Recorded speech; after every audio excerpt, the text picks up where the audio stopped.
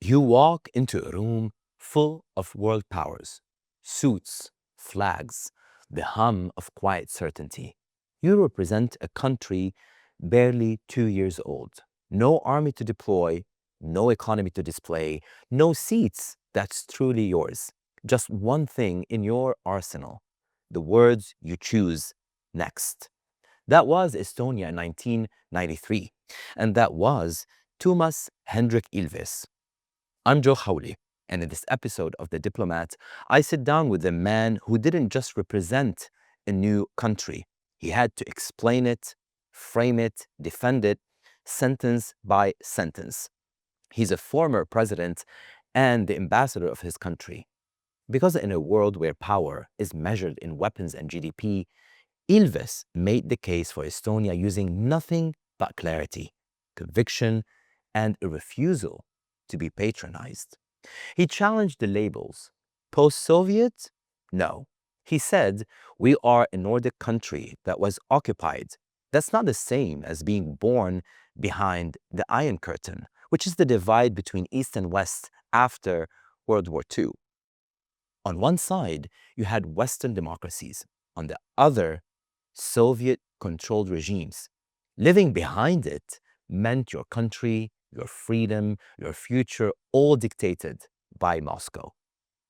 He warned about Russia when others still called it a partner. And he made NATO take cyber threats seriously before even cyber was seen as a warfare. And he helped build one of the world's most digitally advanced states, not by copying the powerful, but by outthinking them. In this conversation, you will hear what it means to speak for a country when the world sees you as too small to matter, how to warn of Russian aggression when no one wants to hear it, why cyber isn't just a tech issue, it's a sovereignty issue, and what today's diplomats still get wrong when they sugarcoat authoritarianism. Because power doesn't always announce itself with troops or tanks. Sometimes it walks into a room with no leverage at all and rewrites the rules just by telling its story right. This is The Diplomat, inside the room where power speaks, and this is a conversation you won't hear anywhere else. You arrived in Washington, D.C. as Estonia's ambassador in early 90s. 93, yeah. Yeah, barely 2 years after independence. 1.5. What was the hardest part of making a new country real to American leaders? Everything. Well, first of all, I mean, we started out, despite U.S. foreign policy since 1940, the Stimson doctrine that the U.S. has not recognized the forcible annexation and incorporation of the Baltic states into the Soviet Union. I got here, and we had been placed under Strobe Talbot in the Department of newly independent states, which had all of the former USSR together, and we're like, what do you mean? Having been recognized by the United States, having an embassy here and so forth. So that was one thing. I mean, just getting over this. I mean, what has been a bête noire for me for decades is former Soviet Republic, written by journalists from countries that are way less developed or more corrupt than my country. I mean, this is the things kind of I mean, that's a larger issue that has to do with prejudices against Eastern Europeans. But I mean, when we are in a position where my country is one of the most digitally advanced in the world, and we have one of the lowest corruption levels of corruption in the world, to have these journalists coming from countries which are far more corrupt. I mean, an American journalists like way behind Estonia when it comes to the Transparency International corruption list, or when it comes to digital matters. But that was the big problem then, because we were very poor and very backward, and that leads into the tech thing, which was that I'd been kind of geeky my whole life, and I learned to code in 1971, which was a long time ago. And so I was here, and it was, you're sitting here, and you're coming from a country that had at the time a GDP per capita of $2,800. Finland, which had a lower GDP per capita than Estonia in 1938, which was the last full year before the war, World War II, in 1993 had a GDP per capita of 2,400, or rather 24,000. So basically, Estonia was more than 8 times poorer than Finland. I mean, it was, and the GDP, I mean, it's not only GDP, it's like all the stuff we hadn't done because of Soviet occupation for 50 years. I mean, no, roads are terrible, communication is terrible, everything, just nothing works. And so, so I thought, well, is there anything where we can be on a level playing field with all of these countries that are very rich and doing well and advanced? And then a friend of mine who sent me an email in '93 saying, "Oh, you're one of those geeks. You should check this thing out." What it was the first web browser, Mosaic. Unlike today, when you just download it, for free, I had to go to Radio Shack, and I think it cost $29.95, and I got 7 floppy disks, which I had to upload. And I proposed this to the Estonians, like we ought to get like all the schools online. You teach kids how to code. And that was the beginning of what later on became a really big, full-fledged government effort to digitize the country. So that was that one thing. But on the other hand, I mean, we're still just, former Soviet Republic, Eastern Europe. I mean, there's a problem that we have until this day. So did you find that Americans understood the threat Russia still posed, or was it just dismissed as Cold War paranoia? It was just East European paranoia, ancient tribal hatreds. I mean, all this rhetoric of the early '90s. So what was the choice of words that you have to convey to Americans to tell them about that threat? Well, basically facts. Facts. I mean, what they are doing. I mean, it's not a... What's one fact that you thought it will convey the message diplomatically and politically? Well, I recall the State Department went ballistic after Yeltsin accused Estonia of shutting off water supplies to this city in Russia right across from an Estonian city. And I got, the State Department go, "What are you doing?" So, well, I'll check it out. And well, it turned out that the city of Ivangorod on the Russian side had not paid its water bill for 3 years. And, we had done all the right things, privatized the water company. I mean, privatized, much of all the state-owned stuff was now in private hands. So it was a private company. There was a water company provided water, and the Russians simply didn't pay, right? I mean, those are the kinds of facts that, but the problem was the State Department took this a priori position that, well, because Boris Yeltsin had complained, this must be true. Later on, I heard like President Clinton was like, "Boris lied to me." I mean, of course, the State Department also sent their diplomats to go, well, see what this Estonian ambassador said. Is it really true? And they came back and said, it's really true. So, I mean, facts are really the things you deal with. Language, I mean, I say more in terms of language, it's sometimes okay to be, well, it could be dangerous too, but to be better speaking English than your interlocutors. And do you think facts in today's world of politics and diplomacy still matter or no? They rarely matter. It's just sometimes they do, but you don't have much in the way of weapons when you're a small country that is, sort of former communist country, and sort of you can appeal to facts. They don't always work. I mean, I remember in 2007 when Estonia, which at that time already was one of the most digitally advanced countries in the world, and we got these massive cyber attacks.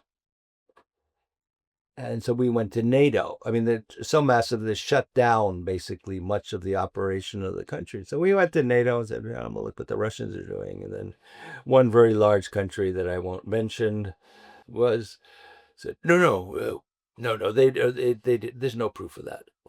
So, I mean, facts don't really always matter. I mean, if there's a political decision that we won't deal with that, then we don't. And related to the diplomacy as survival and NATO, you warned early on about Russia's ambitions. What language were you hearing from Europe and the US that you knew was dangerously naive back then? I mean, the common mantra was, well, you just have to talk to them. Actually, I remember another, I mean, this was kind of the sort of top of the, sort of like at the top of my list of attitudes was when I came here as an ambassador and went to see the Finnish ambassador at the time. And, you know, Finland always proud of its relationship with Russia. And so I sort of was taller than I am. And I'm pretty tall, but tall. He sort of came to put his arm around me and said, Toomas, we have so much experience with the Russians. So, and, you know, the idea being that, you know, we should talk to them. And I said, that's right, Jukka. We Estonians, we have no experience with the Russians, right? I mean, that kind of stuff is sort of shut down. But I mean, that was kind of this attitude. I mean, I had that a lot with some of the Western interlocutors who basically did not know Russia, did not understand the things they were doing, or they decided to ignore. And all you have then is like, well, you just have your facts. I mean, your positions, saying something, just saying, well, you know, they're bad, they're this, that doesn't work. You need to say, this is what they did, this is what they did, this is what they're doing, and that's all you really have. I mean, let's face it, you're a small, at that time, not particularly wealthy country that used to be communist. So there are all kinds of prejudices that come in, and there are all kinds of attitudes.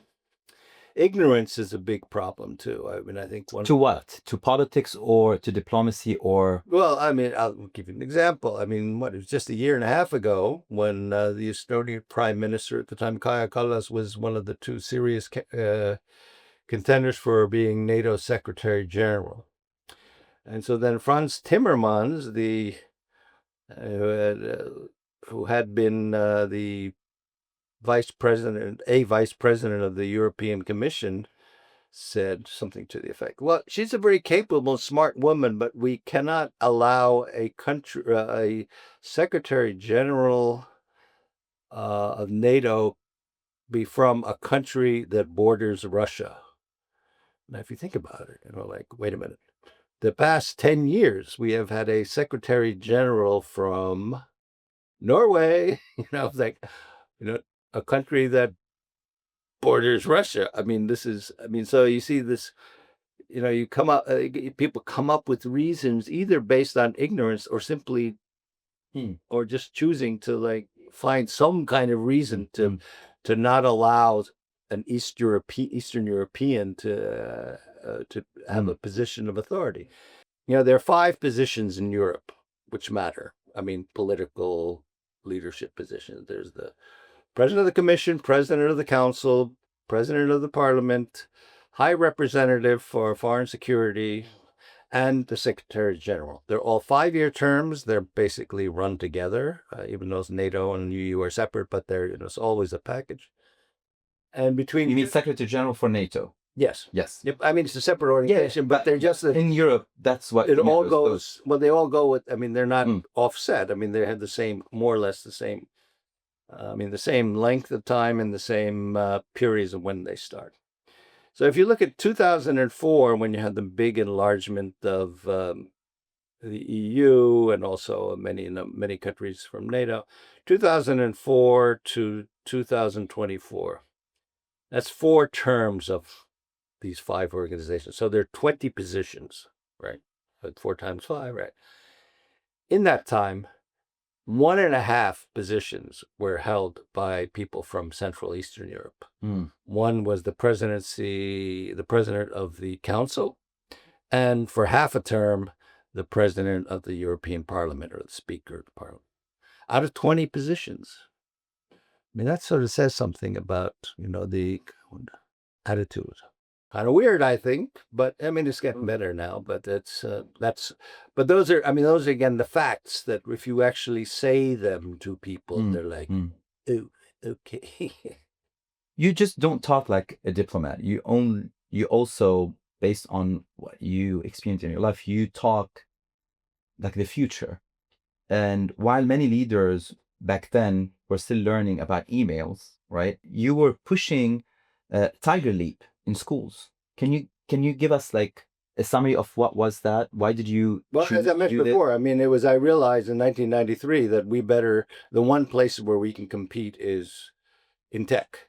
So you decided to use technology as being part of diplomacy to push Estonia's forward in the world? Well, I mean, I don't know. It was more in domestic. I mean, my argument was basically that I knew that domestically, sort of the teachers in the 40s and 50s, they would never like go along with. I mean, they would not be in favor, and 40, 50-year-olds would not like computers. What's that?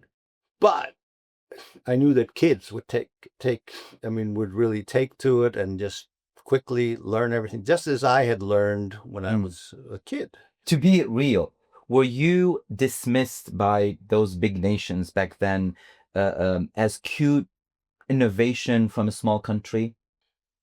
Yes. What happened, though, what really sort of I think helped was in the private sector, we had 4, at the time, I would just call them kids. I mean, they were sort of people in their early 20s who were recent graduates of the technical university, and then they invented something called Skype. I mean, it was, the money came from the Swedes, and the Swedes say, well, that's our company. But in fact, all of the intellectual work was, it was invented by these 4 kids, right? 23 years old or something. And this became like a month, became a worldwide sensation because suddenly you could call over the internet for free. I mean, it was the first voice over internet protocol, which now, all Zoom calls and FaceTime or whatever you have on sort of your phone, all that use the same technology that was invented back then. But suddenly you go like, well, we can't really dismiss these guys. I mean, they're actually pretty good. I mean, if they're coming up with this kind of stuff. And then you started getting articles about, how Estonia was doing stuff in technology and implementing technology in public services that no one else had ever done. And it just has been going ever since about 2001. What language mistake do you think diplomats make today in dealing with authoritarian regimes like China, Russia, or even AI threats? Language mistakes. Well, I think the problem is maybe sort of pre-linguistic, in that they don't know what they're talking about. So that you have to sort of understand what you're talking about in order to take positions on it, and that I found is often a problem.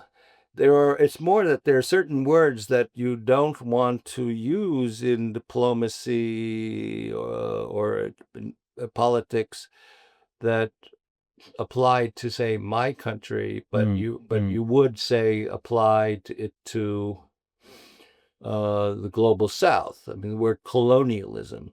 I mean, if you look at what happened to Eastern Europe under communism, that was pure colonialism. Now, if you say, well, that's, basically the colonialist regime in Eastern Europe, how can you say that? Whereas, if you were to say the colonialist regime in Algeria was, oh yeah, obviously.